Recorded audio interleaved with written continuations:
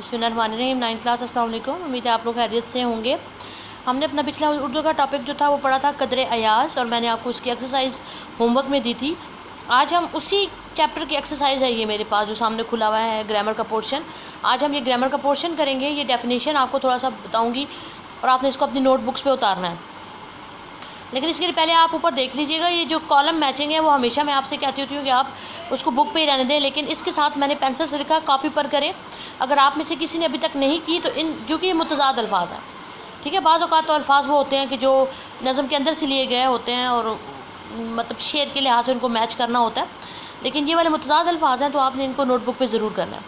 आज हम पढ़ेंगे रोज़मर्रा और मुहावरे के लिहाज से गलत फ़िक्रात की दुरुस्ती। पेपर में जो सवाल आता है वो आपका होता है कि रोज़मर्रा और मुहावरे में क्या फ़र्क है। या आप सवाल आएगा हम रोज़मर्रा की तारीफ़ करें, मिसालें दें, या मुहावरे की तारीफ़ करें और मिसालें दें। तो आपने सबसे पहले टाइटल जो उसका बनाना है वो आपका ये टॉपिक आएगा, ठीक है। उसके बाद आपने पहले आप टाइटल लिखेंगे, उसके बाद आप हेडिंग देंगे रोज़मर्रा, ठीक है। ये हमारी पहली हेडिंग जो है वो क्या होगी, रोज़मर्रा है। अब रोज़मर्रा की डेफिनेशन क्या है? अहले ज़ुबान की आम बोल चाल को रोज़मर्रा कहा जाता है। रोज़मर्रा में अल्फाज अपने हकीकी मानों में इस्तेमाल होते हैं। पहले आप यहाँ तक लिखेंगे, ये है जी आपका रोज़मर्रा।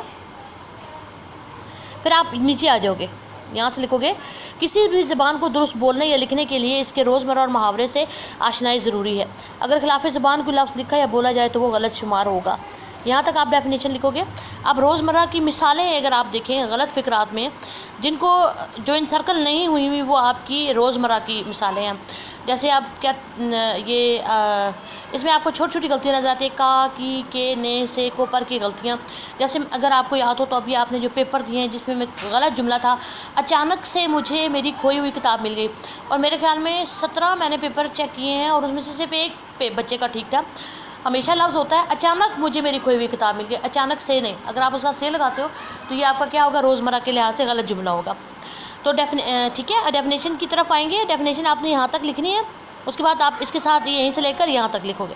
फिर आपने क्या करना है, जो गलत जुमला है, आज हमने मैच खेलना है, तो सही जुमला क्या होगा, आज हमें मैच खेलना है। फिर गलत जुमला क्या है, असलम शाम के 5 बजे अकरम को मिला, नहीं, असलम शाम के 5 बजे अकरम से मिला, ठीक है। तो आपने पहले गलत जुमला लिखना है, फिर सही लिखना है, फिर लाइन छोड़ देनी है, फिर गलत जुमला लिखना है, फिर सही।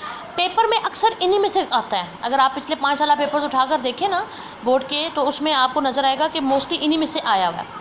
तो इसलिए इनको याद भी करना है डेफिनेशंस के साथ। फिर आप दूसरी हेडिंग दोगे मुहावरा, या मुहावरे लिखा हुआ ना, आप मुहावरे की मार्कर से डेफिनेशन दोगे, ठीक है। अब जो रिमेनिंग आपकी वो है डेफिनेशन है वो आप कहाँ से लिखेंगे, उसको हम लिखेंगे मुहावरा 2 या 2 से ज़्यादा लफ्ज़ों का ऐसा मजमूआ है जो अपने गैर हकीकी मानों में इस्तेमाल होता है। फिर इसी के साथ आप लिखेंगे किसी भी ज़बान को दुरुस्त बोलने या लिखने के लिए इसके रोज़मर्रा मुहावरे से आशनाई ज़रूरी है। अगर खिलाफ ज़बान को लफ्ज़ लिखा या बोला जाए तो गलत शुमार होगा। यानी ये 2 जो जुमले हैं 3, ये आपने दोनों के साथ लिखने हैं। तो मुहावरे की डेफिनेशन भी आपने इसी तरह यहाँ तक लिखनी है।